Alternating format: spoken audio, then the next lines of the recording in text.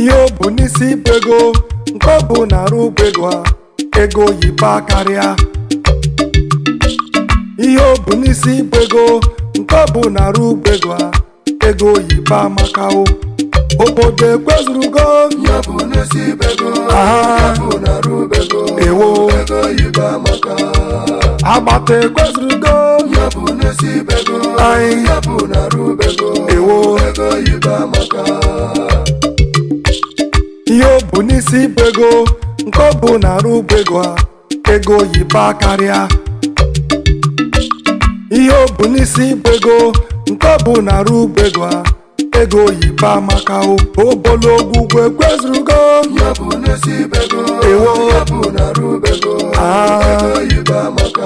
amụkwa obolo kwezuonụ ya bụ n'isi bego anyị ya bụ narụ bego ewo ego yiba maka. Ezudo udo Ezudo udo Ezudo udo oke mmanwụ udo mmanwụ ọma udo oke mmanwụ udo mmanwụ a na-elele udo oke mmanwụ udo mmanwụ udo udo oke mmanwụ udo Ezudo udo Ezudo udo Ezudo udo oke mmanwụ udo.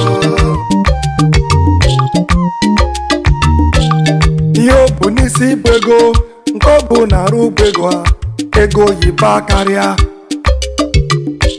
Ihe bụ n'isi bego nke ọ bụ narụ bego ego yiba maka o. Obologwu ekwezurugo ya bụ n'isi bego ya bụ narụ bego ego yiba maka. Ambassador Okechukwu Okoro nwafọ amụkwu jem ịnụ na Lagos akwa ego gị bego ego yiba maka.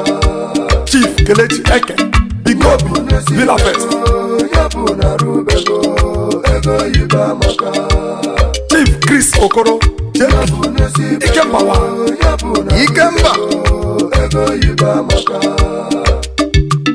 Mr. Chukwuma Enwerem nwanne mmadụ bego ego yiba maka. Engineer Nze MPC Osuaku anyị ma onye wu Nze bego ego yiba maka. Chief Wisdom Nwachukwu President General Ezeudo ya bụ Nọkọma bego ego yiba maka.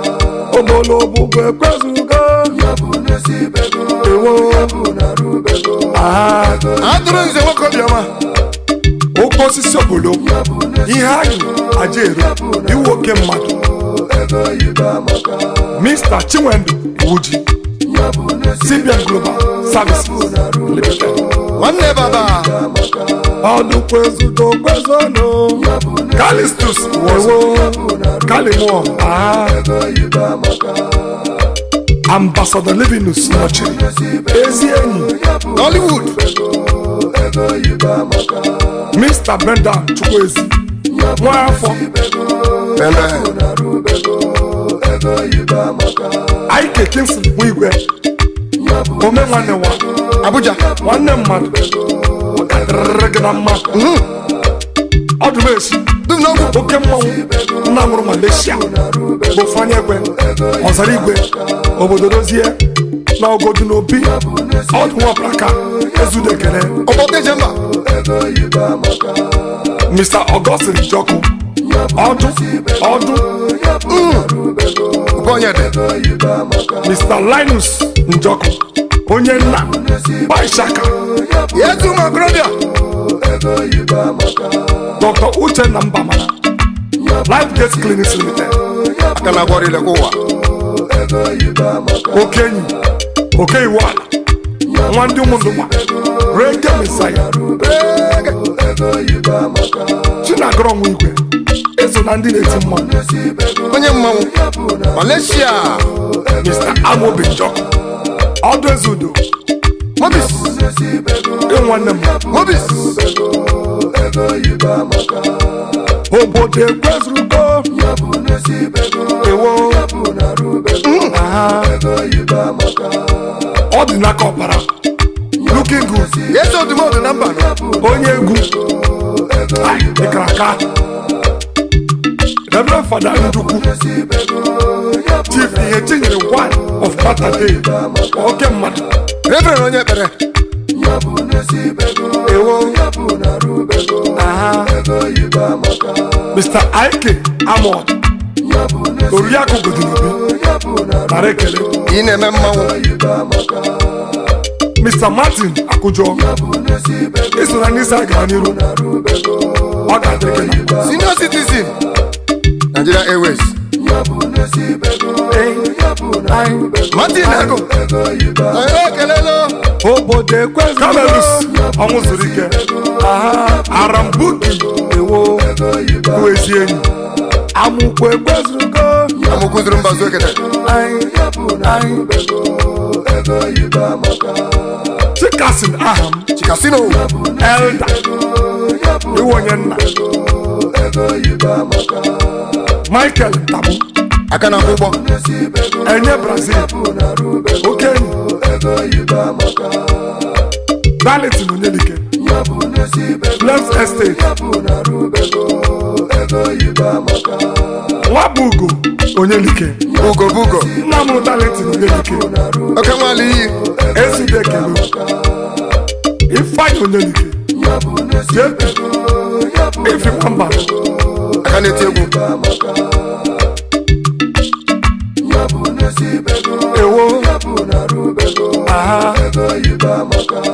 Okenze nwanụ fokpolo ewo onye mudo anyị maka ama anyị na-ekele ị na-akwụ ose kwose Ijojo Ezudo ekele gị David Ajero Obolo Apex Leader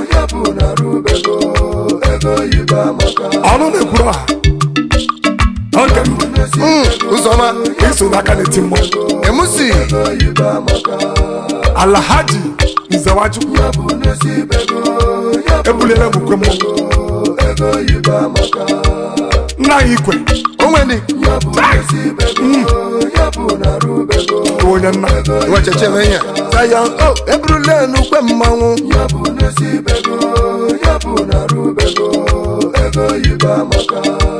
ọzara igwe dum n'ogwu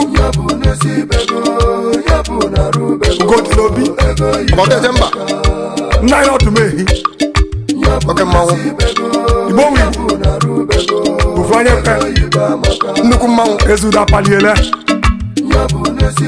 Chief Emi Wine anyị ma onye wu obodo kwezuonụ eyi anyị adụrụ nze ọdụkwa Ezudo kwezuonụ